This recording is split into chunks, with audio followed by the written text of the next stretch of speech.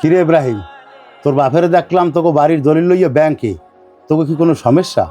জি মহাজন, আপনি তো জানেন আমাদের অভাবের সংসার। আমি তো 3 বছর ধরে আপনার কাছে চাকরি করি, তেমন টাকা পয়সা জমাইতে পারি না। হঠাৎ করে আমার বোনটার বিয়ে ঠিক হয়েছে, আব্বাই দলিল লইয়া ব্যাংকে গেছে যদি কিছু টাকা পয়সা ম্যানেজ করতে পারে। কিরে ইব্রাহিম, তোর বোনের বিয়ে ঠিক হয়েছে, এর মধ্যে আমি জানলাম না? তুই তো আমার কিছু কইলেই না। এই ধর, এখানে 2 লাখ টাকা আছে, এই টাকাটা নিয়ে বিয়ার কাম কাজ সার, আর ব্যাংকে করে দড়িটা ফেরত আনিস।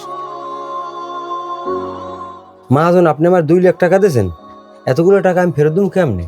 আমি আমার বোনের কষ্ট করে বিয়ে দেবো, আমি কারো সাহায্য নিতে পারবো না। আপনি কিছু মনে করেন না মহাজন, এই টাকাটা আমি নিতে পারবো না। কি কাও তুই? আমি তোর ধার দিতাছি না, এটা তোর টাকাই আমার কাছে জমানো ছিল। কি করেন মহাজন, আমার টাকা মানে?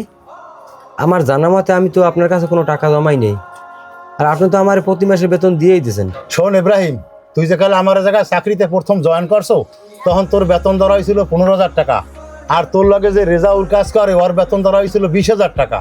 তোর কাজে কামে আমি খুশি হইয়া পরে চিন্তা করলাম কি আমি তোরে ঠকাইতে আছি, তাই প্রত্যেক মাসে 5,000 টাকা করে জমাইয়া এই টাকাগুলো হয়েছে, সেই টাকাটাই আজকে তোরে দিস। আপনার মতো মহাজন পাওয়া ভাগ্যের ব্যাপার।